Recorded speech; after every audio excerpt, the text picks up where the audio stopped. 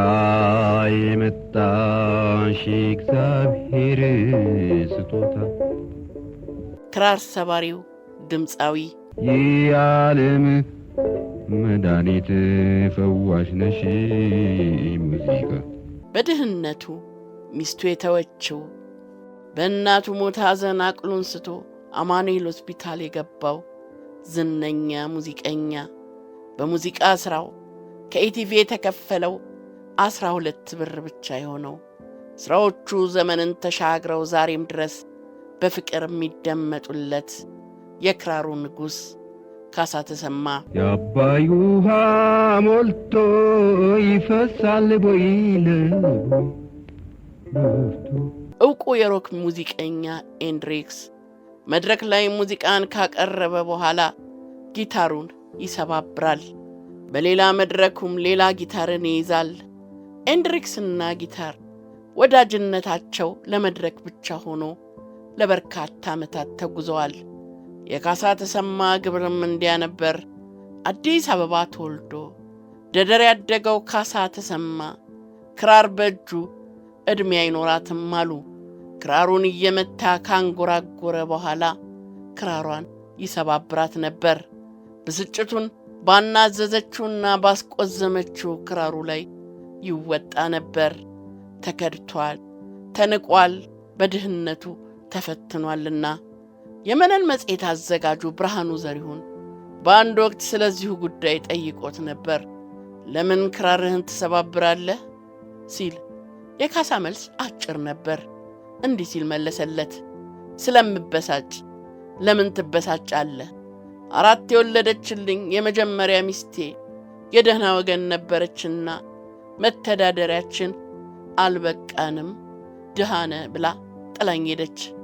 ከዚያ ወዲህ ክራር ስጫወት እበሳጭና እሰብረዋለሁ ሲል መልሶለታል። እባክሽ ታረቂ ተያታስጨንቂ። ብዙ መስራት በሚችሉበት ዕድሜያቸው ላይ እያሉ ድንገት ሞት ከገጠማቸው ድምፃውያኖቻችን መካከል አንዱ ነው። በጓደኞቹ ገፋፊነት ባስቀረጻቸው ጥቂት የሸክላ ሙዚቃዎቹ እንዲሁም በ1993 ዓመተ ምህረት አካባቢ ከሸክላ ወደ ሲዲ በተገለበጡት ስራዎቹ ዘመናትን ተሻግሮ ዛሬም ድረስ እነሆ ለግማሽ ክፍለ ዘመን ገደማ እየተደመጠ ይገኛል። የክራሩ ጌታ ካሳ ተሰማ ርዕስዋ አለቀ ብሏት ምርጡ የካሳ የባህላዊ ሙዚቃ ስራዎቹ ጥቂት ቢሆኑም ዘመን ተሻጋሪ ናቸው። አንጎራጓሪው ካሳ በሙዚቃው ገንዘብ አግኝቶ አያውቅም። የእርሱን ዜማ ከሬዲዮ ቀርተው ሲሸጡ ካሳ ከዝምታ በቀር መልስ አልነበረውም። የካሳ ትልቁ የሙዚቃ ክፍያ በኢትዮጵያ ቴሌቪዥን ሸጊቱ የተባለውን ሙዚቃ ሲጫወት ያገኘው 12 ብር ብቻ ነበር። እርሱንም በለማ ገብረ ሕይወት ብርታት ነው ያገኘው። ሸጊቱ ሸጊቱ ሸጊቱ ሸጊቱ ለወላጅ እናቱ የተለየ ፍቅር አለው። እንደውም የእናቱን ሞት ሲሰማ አእምሮ ተነክቶ ነበር። አማኑኤል የአእምሮ ሕክምና እስኪገባ ድረስ በባህሪው ደግና ሩሩ የነበረው ካሳ እጅግ በጣም የሚወዳቸው ወላጅ እናቱን ሞት ማመን አቅቶት ነበር። በድንጋጤም ለአንድ ወር ያህል አማኑኤል ሆስፒታል ገብቶ ተኝቶ ነበር። ሐዘኑ እጅግ የከፋና ከባድ ነበር። እንዳንቺ መለየት የበረረኝ አጣው። የክራሩ ጌታ ካሳ ተሰማ የባለ ክራሩ አስናቀች ወርቁ አድናቂም ነበር። ከእርሷም የክራርን ጥበብ ቀስሟል። ከክራር ዕውቀቱ ባሻገር የቧንቧና የኤሌክትሪክ ሙያን ከተግባር ትምህርት ቤት ቀስሟል። በክቡር ዘበኛ የመሐንዲስ ክፍልም በቴክኒክ ሙያው ነበር የተቀጠረው። በክራር ሙዚቃን በመጫወት ከሚታወቁ ዜመኞች መካከል ግንባር ቀደም ተጠቃሹ ፋኖ ፋኖ በተባለውና በሌሎች ተወዳጅ ሙዚቃዎቹ የሚታወቀው ስመጥሩ ድምፃዊ ካሳ ተሰማ በተወለደ በ47 ዓመቱ ነበር ከዚህ ዓለም በሞት የተለየው። ሞትና መለየት አንድ አይደለም ወይ? በ1950ዎቹ መጀመሪያ አካባቢ የኮሪያ ጦርነት ሲቀሰቀስ ሀገራችን ኢትዮጵያ የተባበሩት መንግስታት ድርጅት የኮሌክቲቭ ሴኩሪቲ አባል መሆኗን ተከትሎ የሰላም አስከባሪ ጦር መላክ ስለነበረባት በ5 ዙር የቃኘው ሻለቃና የሻምበል ጦር ወደ ኮሪያ ልካ ነበር። ካሳ ተሰማም በሁለተኛና በአራተኛ ዙር ከተጓዘው የቃኘው ሻለቃ ጦር ጋር አብሮ ዘምቷል። በክቡር ዘበኛ ሰራዊት ውስጥ የቧንቧ ጥገና ባለሙያ የነበረው የክራሩ ጌታ ካሳ ተሰማ ሚያዝያ 8 ቀን 1943 ዓ.ም 2168 ወታደር ያሰለፈው የኢትዮጵያ የክቡር ዘበኛ ሰራዊት ቃኘው የሻለቃ ጦር ወደ ኮሪያ ሲዘምት ከዘማቾቹ መካከል አንዱ ሆኖ ዘምቷል። ለማለ ባቡሩ በሚለው ዘፈኑም ክስተቱን ለታሪክ አስቀምጦታል።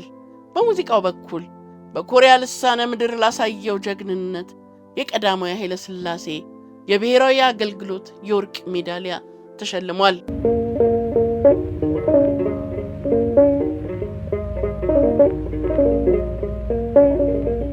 ድምፃዊ ካሳ በወፍራም ድምፁ ካንጎራጎራቸው ሙዚቃዎቹ መካከል ብርቱካኔ፣ ርዕስዋ አለቀ ሰው አለቀ ብሏት ብርቱካኔ፣ እባክሽ ታረቂኝ፣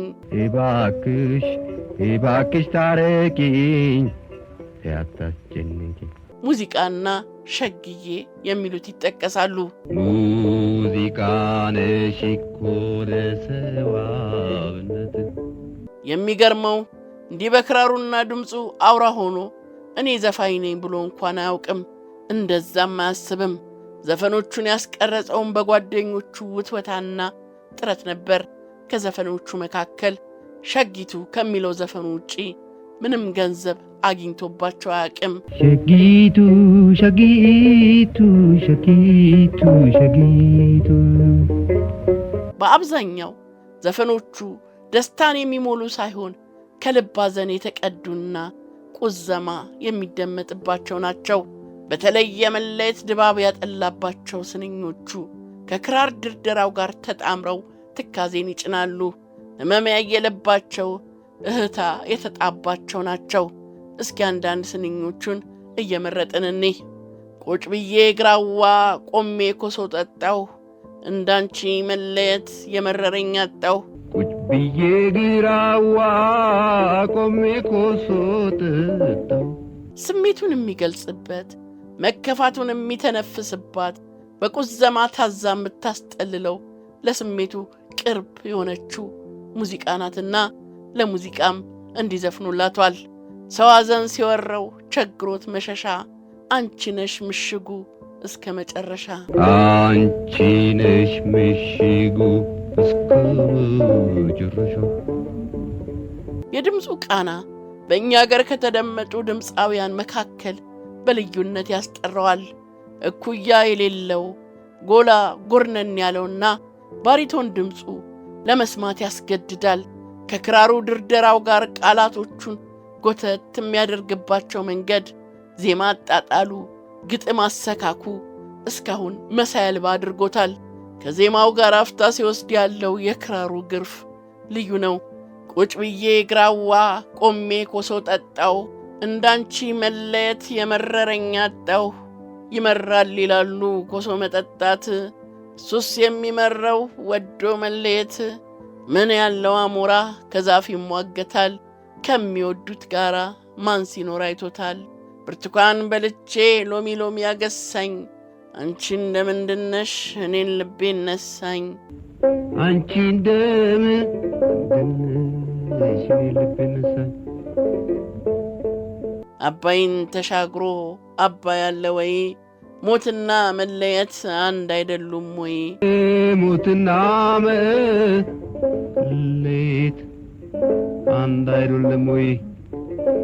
ፋኖ በተባለውና በሌሎች ተወዳጅ ሙዚቃዎቹ የሚታወቀው ስመጥሩ የክራር ተጫዋች ድምፃዊ ካሳ ተሰማ እጅግ የሚወዳት ሚስቱ በድህነቱ ሳቢያ ብትተወውም እልፍ አድናቂዎች ነበሩት። በርካታ አድናቂዎቹ ካለሱ ሙዚቃ ውለው አያድሩም ነበር ይባላል።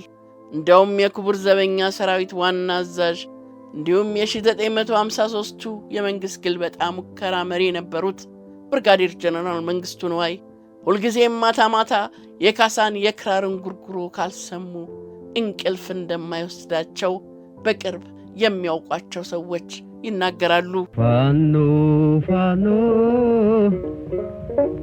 ፋኖ ፋኖ በ1964 ዓመተ ምህረት ከክቡር ዘበኛ 50 አለቃ ማዕረግ ይዞ ጡረታ ወጣ። ከሁለት ትዳር 8 ልጆችንም አፍርቷል። የሚያሳዝነው ገና ብዙ መስጠት በሚችልበት ዕድሜው በድንገት ነበር ከዚህ ዓለም ድካም ያረፈው። ጥር 1 ቀን 1966 ዓመተ ምህረት በ47 ዓመቱ ከዚህ ዓለም በሞት ተለይቷል።